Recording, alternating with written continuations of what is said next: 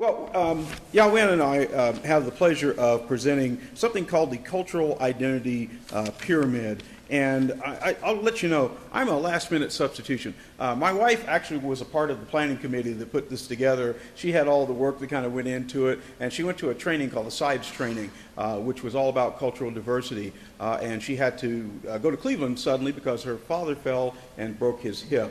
So I found out yesterday I was going to be here doing this. I did not go through the SIDES training, but this is Yawen, who went through the SIDES training, and so she's going to assist in kind of explaining this concept of the cultural identity pyramid. And I'm just going to kind of read from you a little bit from the overview here. The activity is designed to increase awareness of how various cultural markers contribute to our cultural identity and how the saliency of these cultural markers varies from person to person. Saliency, what does that mean?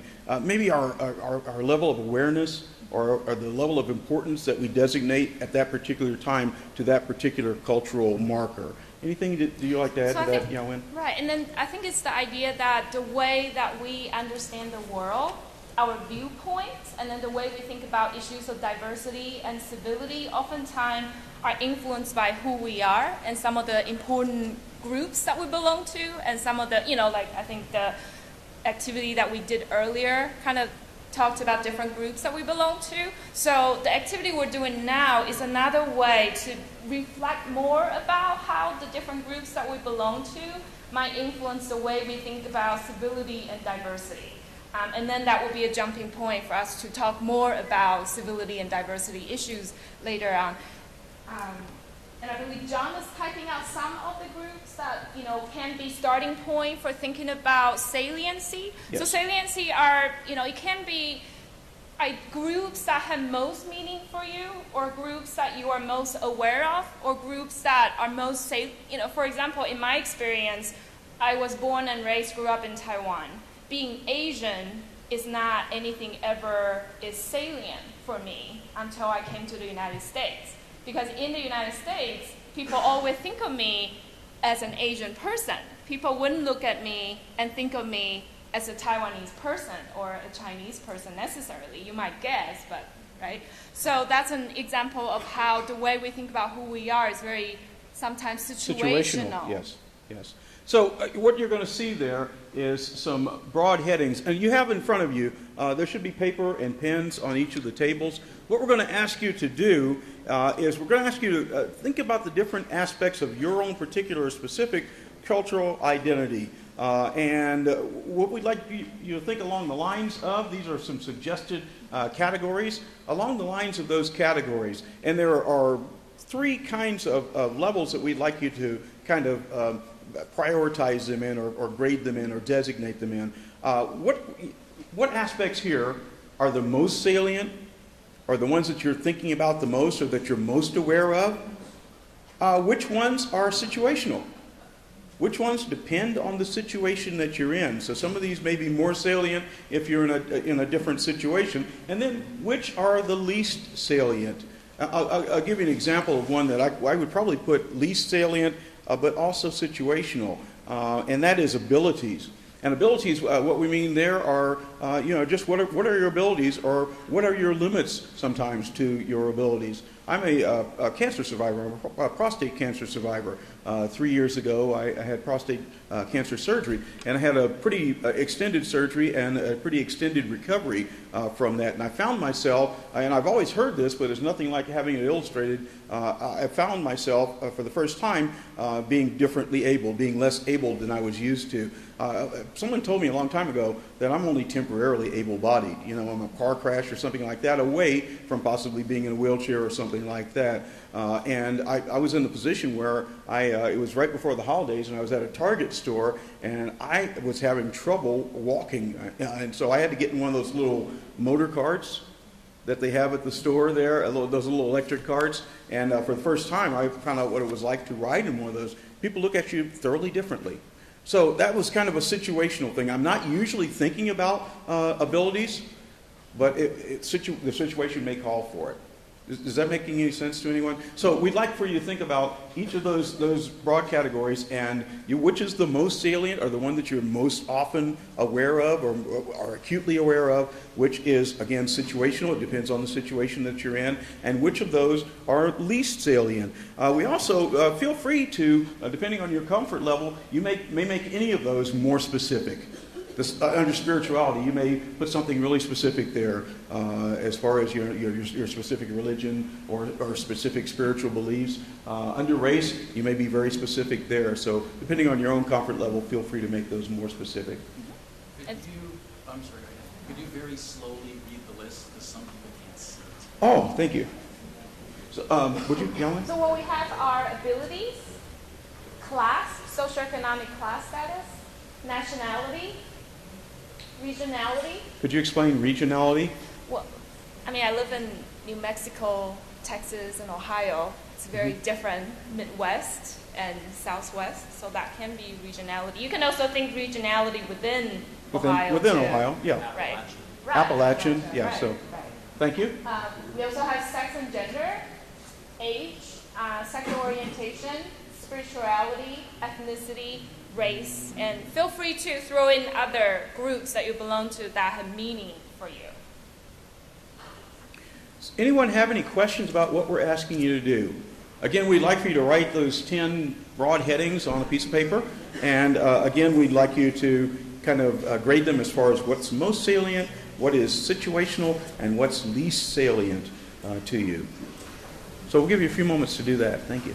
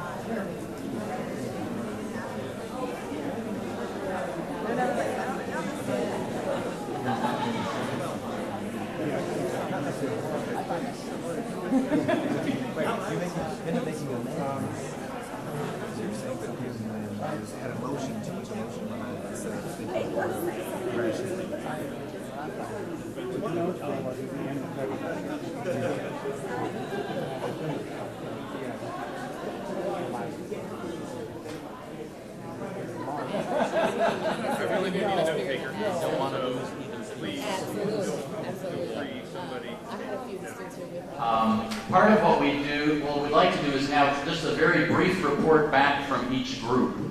A couple of highlights or an issue or two that seemed really important to your gang. And we've asked the facilitators to do that.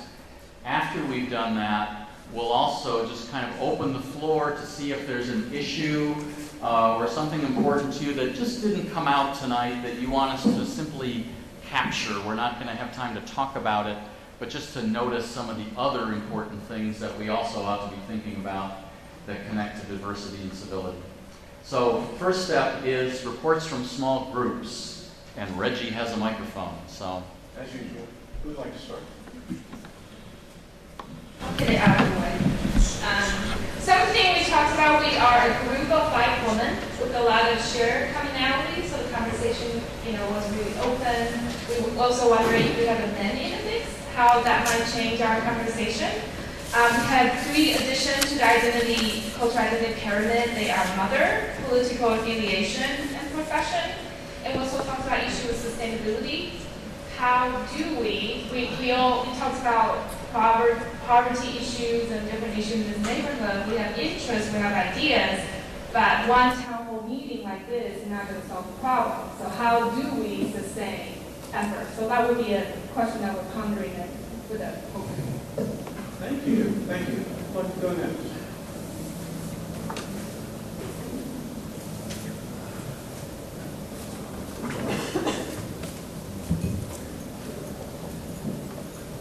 Hi. We also went through the cultural identity pyramid, and we had a group that came back to a couple of major issues, and those things that we really focused on were class and our ability to communicate.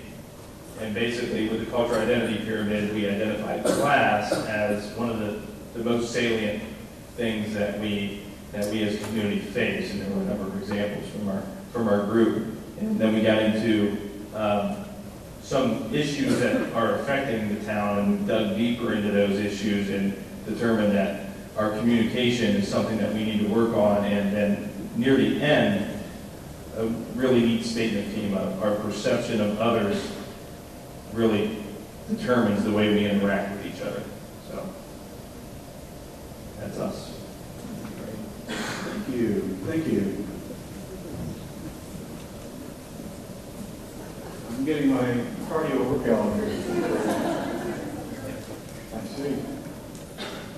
Okay, we are answering the last question on our list, which is what can we do to make Athens more inclusive, more welcoming, and more civil? We would like a bus that goes from campus to the farmers market, and Kristen is already in touch with someone who's working on that, but we want help for that issue. Calliope is looking for African American singers, particularly gospel, so figure it out, please. We'd like to continue to boost the ability of our neighborhood associations to do what they've been doing and do more of it. And we would like for anyone who is engaged in volunteerism around the city and neighborhoods of Athens to figure out how to invite your friends and neighbors with disabilities into that volunteer effort. Thank you. Someone close. Hi everyone, I'm Mickey Hart, and we actually talked about quite a few things at the beginning. One of the interesting things that came up was language barriers. That we have an international population here, and that sometimes just language is something that we don't spend enough time talking about or looking at, and thinking about what it is like for the international students to come to a new community. So that was one of the pieces. I've got a whole list here, and then as I went back through, I started looking, and really the thing that came up was class, money issues, the haves and the have-nots, renters versus homeowners, the areas of the city and what that means in terms of status and where you live in the city. So those are things that I think probably we touched on the most, even though we didn't start out saying, let's talk about class and how class plays out. But that really was the thing that came up the most, I think. The last question, what can we do? The one is valuing all experiences, and how do we do that, of course, is a bigger question. But one of the things, and I think it related to this idea, are you from here, in our earlier discussion, but the question of not just are you from here, but how invested are you, not how long you've been in this area or from Athens. Because we've got a really interesting mix of folks who are long-term, short-term, lifers, all the way around. The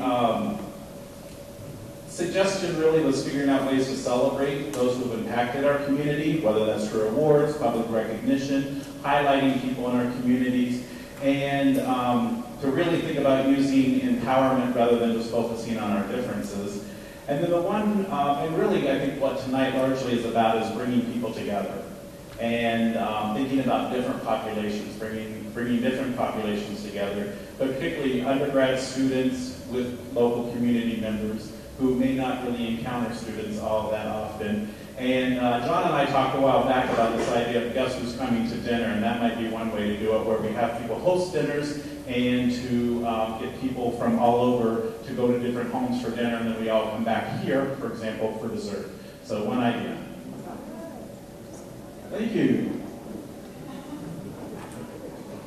Our group wanted to reiterate the powerful nature of class in this region of Ohio, and it emerged as the most salient issue for everyone at the table. But there are some other issues that emerged that got at some of the town-gown issues, including age, especially the difference in age of the traditional undergraduate student population at Ohio University and those here and those in the city.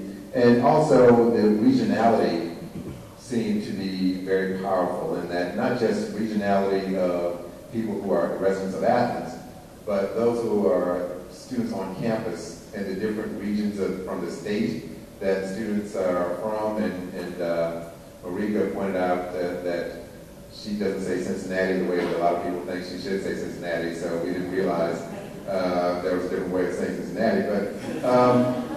And the transient nature of the community, talking about how can we make a difference in the future, the transient nature of the community impedes that ability to communicate and ability to have a long-term impact because the campus changes administrators every few years, every 5, 6, 7, 8, 9, 10 years or so. You make inroads in being able to do certain things, and then someone important in that communication cycle leaves, and then your ability to continue to make those inroads are impeded somewhat. So the transient nature of the community is also something that we have to be mindful of and try to work at in order to sustain dialogue between campus and community and make sure that some of these efforts, like what we're doing here tonight, continue on for the foreseeable future. Thank you. Over here. Thank you. Good evening, everyone. For this particular group, the conversation was, I would say, very interesting. Our group didn't talk about class. Class didn't come up in the group. It was a group of folks that felt very comfortable discussing all of the topics that were on the list. And I think another group added the term affiliation, and we certainly felt that way, that was missing. And then someone added to the list too, beliefs. We didn't talk about people's beliefs, because of course each of us come to the table with that as well. We thought about why it's hard to talk about some of these issues, and people were afraid to offend people, preconceived notions. And something else that, I don't know if we added to the list, but we spent a little time discussing invisible differences that people have, and how that plays out into all of this. I know he said 30 seconds to 90 minutes to discuss this, and I don't want to take up too much of the time, but I think when we talked about, to summarize everything, is that we find that each of the people at our table too were in a position or were doing the things that they were doing because they all wanted to help people, to have an impact on people's lives, whether it be the military, whether it be working with the homeless, whether it be the affiliation with the law, and just the things that we do, teaching. It just seemed like that was one of the things that resonated throughout the group. And a way in which we can continue to do things like this is trying to help other people's lives, make it more better to do things like this. So a situation like this type of a town hall meeting and other situations, something similar to what Mickey's doing, just trying to do this a little bit more often. Thanks. Thank you.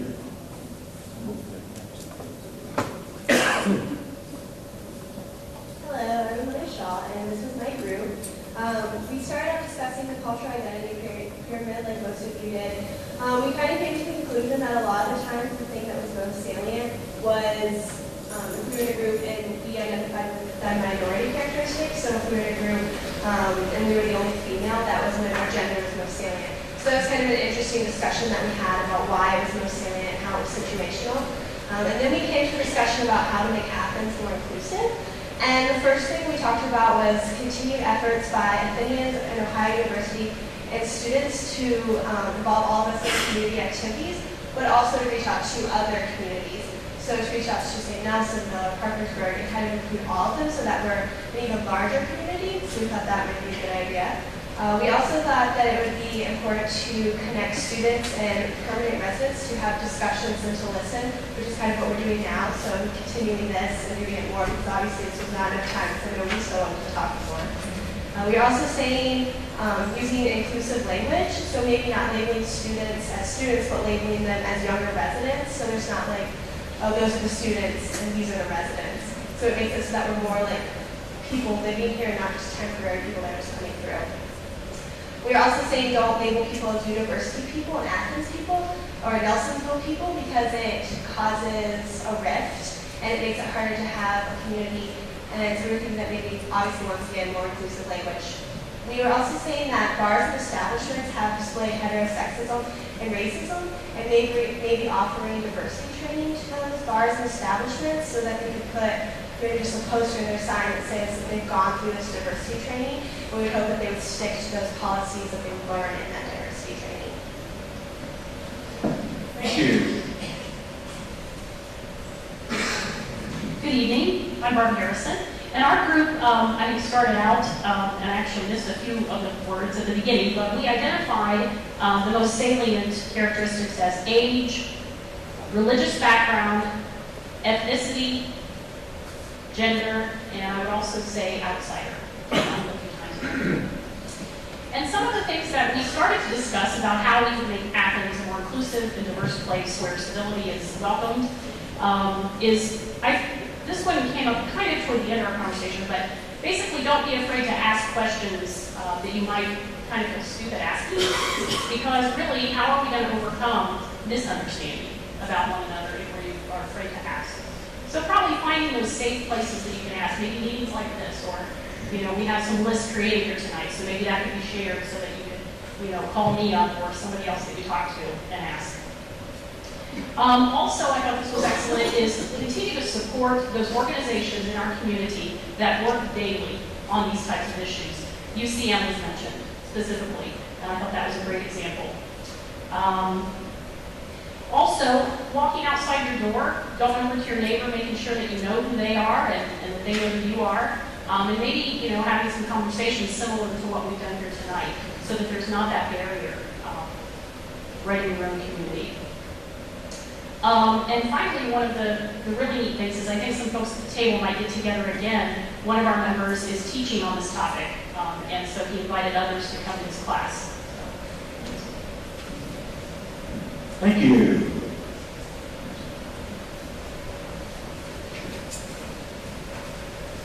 Hi, really quickly, Jenny Hall Jones. Our group was extremely diverse, and I think we really took to heart the 2 ears and 1 mouth, and we were great listening to each other. So we didn't really get to the process at the end, because we just finished our pyramids and really spoke with each other. And even just thinking about it, we didn't have one thing that was salient for everybody. I think that was really nice about our group, and the humanity that was connectedness, the goodness that we felt, I think, with each other while we were talking was really great. And right at the end, it was, I think, a consensus. Wouldn't it be great if we did this more often? So, and we had a really great group of people who didn't know each other at all. So that was nice. Thank you.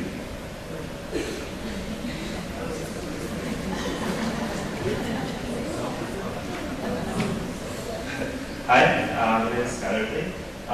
And same in this group, we mostly just talked a lot. And one of the things that I really valued was the different perspectives. I know we mentioned age as for a student, my voice sometimes isn't as heard when it's outside of the classroom, that being kind of a salient issue. But also, there not being as much, I guess, community activities or like ways to interact with people that besides, the drinking culture from a university student, or say, I guess there's not as much middle ground. Things to do if you're not, the 18-year-old college student or maybe a long-term resident. We also talked about just for sexual orientation and heterosexism, and one of the really unique perspectives I thought was that this isn't necessarily coming from an older generation, and from what I've experienced and what my friends have experienced who also identify as LGBT, a lot of it comes from our peers, and a lot of this stems from the drinking culture. And we discussed why that is, where that's coming from. Why is it that the alcohol draws up these things when the same people wouldn't say these things or throw these things during the day? And I guess one thing I just wanted to say was that that is still an issue. And I don't know if this is a bit to plug it, but I know that we're pushing things through for equality rights in the next. Sorry, I'm on yellow, so it's hard to think. Obviously, this is the town hall meeting. You know, city meetings. City hall. Thank you. I can't think of those words. But that's something that I would definitely ask people to support because it does mean a lot to me and hopefully my future partner if that ever happens. But, all right, did you want to say anything? Thank you. Thank you. Chris Beck. Can I just say something in response to what this young man just said? He said they would not say it when they're drinking. It comes out. I was brought up to believe that a drunk man's tongue is a sober man's mind. Thank you.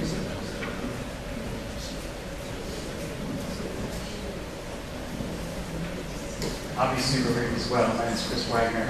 Our group had the same, not problem, I would call it a benefit. We had talked a lot about the issues we didn't get through to the resolutions, but a couple of things I want to touch on. We went through the issue of tradition. We talked about in relation to the pyramid rate. Class came up a lot, and so did age. I think both are characteristics of this community, being that we are a college town, we would like to call it that, and being our situation in Southeast Ohio. Something that I just wanted to mention that I think should be said is I don't think anyone in this room who chose to spend their time to come tonight needs to know this, but Bob, if I may, you mentioned that in the arts and in sports and in other institutions in society, people work through these prejudices, and they just have a goal in mind, they focus, they lay all of it out, they cast everything else aside, and they work through it. So the issue is not that it's not possible. The issue is actually then how do we go about the practical means of getting to the point that we can all look past those issues. So that's cool. Thank you. I think that we have one more table that we haven't gotten to. Now you see why I wore tennis shoes with the suit.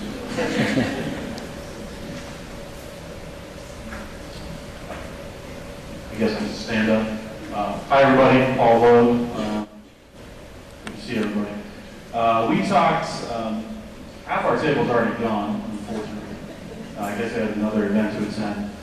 One of them pointed out that we all thought was pretty relevant, is that all of these categories are salient based upon where we are, who we are, our age, and the context of what we're doing at any moment. What may not be salient in one context or in one situation may be completely relevant or salient the next day in a different place. But we did focus, talking about Athens specifically, we thought that the two main salient features are age, because we have such a young college crowd, but also an older faculty crowd. And so we draw a lot of lines on that. But what we also noticed is that some people, the order of the non-students, look at students as being one block. But if you ask the students, and you ask the students to look at the students, they see hundreds of different blocks. And so we miss that as being, and if you ask the students the same thing about the townies or whatever we call ourselves, the same thing. They see one type of person, but when we look at each other, we see hundreds of different types of people. So, that's about it. Thank you. How about a round of applause for our great facilitators? Thanks to the facilitators for doing such a wonderful job of keeping these important conversations going and on task and timely.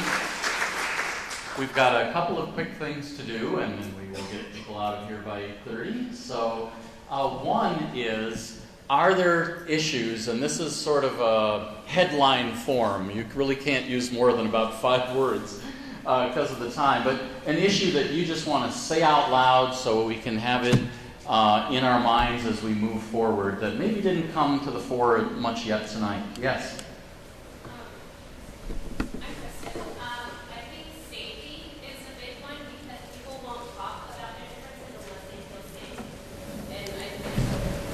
I don't know if anybody's heard that, but safety is, I think, a big reason why people don't talk about their differences. And so I think that the more we encourage like a feeling of well-being, no matter what you are, and I think that kind of starts with standing up to somebody who does not express like a welcoming attitude. And yeah, what's up with that? Yeah, yeah, very good. Thank you, thank you. Any others?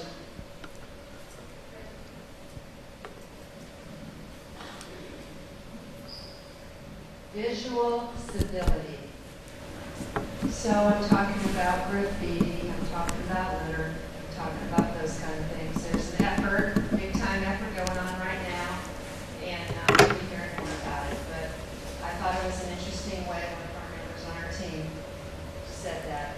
Great. Visual civility. Yeah, great way to put it. Civility is not just about words, is it? There's lots of things. And just, a small note of progress in that direction. 900 students volunteered for Beautification Day over the weekend. So, thank you.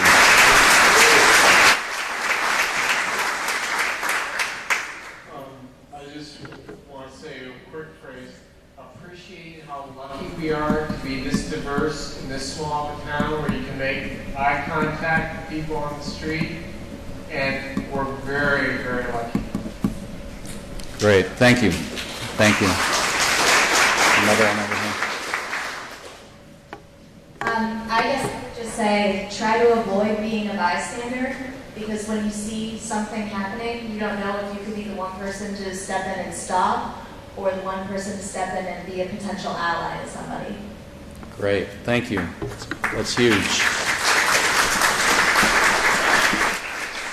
So a few things are going to happen from here. I want to mention one. Okay, great. Actually, a couple things. One is this is a great opportunity for forming alliances with people that might be different from us. Building alliances, being an ally, probably one of the best ways to find out how to be an ally of someone different is asking them, what is it that you could use from me as an ally? So kind of look around at the people in this room, and it might be something that you might want to do. Pick someone to be an ally with and just find out more about them and more about some of the things that are part of their cultural identity and how you might be an ally. Probably, possibly the more different from you, even the better. How many of you know that the lines of power are kind of used to separate us? Class, race, ethnicity, and sexual orientation. So it might be a good idea for me to ally with someone of a different sexual orientation. Maybe of a sexual orientation that's more oppressed than my sexual orientation. Does that make sense? And I think the expert on what they might need from me as an ally is probably that person. And the other thing that we didn't discuss, probably we need more bald guys here. Definitely. I'm feeling a little. Definitely. I'm feeling a little. Well, some of us are working on it. We'll be joining you soon. We've had some really important conversations.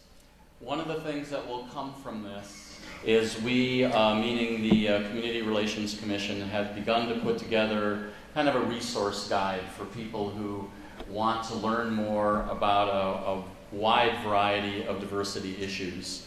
So if you've left us your name and email address, one of the things we'll do in the next few weeks is send you a draft of that and ask for your input of additional organizations and individuals who ought to be part of that, so we can strengthen the network in this community. Another thing that we're doing that I mentioned briefly earlier is there is a campaign being begun to make Athens even more welcoming and diverse and civil and inclusive. And there will be a number of activities that we'll be doing, including, I don't know if it'll look quite like this, but other opportunities for people to come together and talk about important things and think about how we make things better. So we will be collecting the information that you've shared at the table and doing everything we can to take those things seriously. And we will follow up by being in touch with you. So there will be more than conversation, but I don't want us to denigrate the importance and the power of having these conversations. It's a big deal that we get to talk about this, and I, again, really appreciate all of you. Brian, did you want to say a couple of words?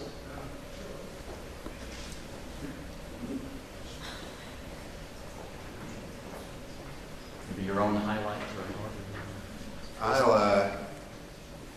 To quote the words of the great soul philosopher from South Carolina, James Brown, I'm going to hit it quick. This has been beautiful. I hope that everyone has learned something. Have you all learned something? Have you reflected a little bit on within yourselves and who you are and what's important to you and what's important to this community? The reason why we did this is because we live in a shared community. And we cannot talk about, we would be remiss to talk about promoting diversity and civility on campus without involving a conversation that reaches out to the community as well. And so as this shared community continues to grow and evolve and change over the years and the days to come, we hope that this can be a continued collaboration and a continued conversation that will benefit not only Athens and the campus, but that allows this area to serve as a beacon for civility and diversity in an often increasingly hostile world. And so this is not a one-time shot in the dark. Some of these conversations can be difficult, and hopefully we can continue to, this is the first step in the difficult dialogues that need to be held in order to become a more welcoming and affirming community and realizing the beloved community that we all want Athens to be. So I encourage you to leave and advocate for diversity and civility in your own ways. Let's replicate this conversation tonight. Let's replicate it in your homes. Let's replicate it in your schools. Let's replicate it in our communities, at our workplaces, so that we can maximize the energy that exists in the room tonight. It's a beautiful way to start this dialogue, so I encourage you all to go out and become advocates for diversity and civility in your own way and in your own community. Thank you for your concern about these issues and for helping to move Athens forward.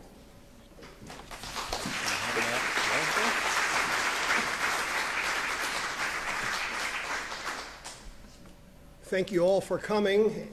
And the real reason for me to close this is that our two facilitators it wouldn't be seemly for them to stand up here and thank themselves for the great job they did. So Randy Robinson and John Schmeeding, thank you.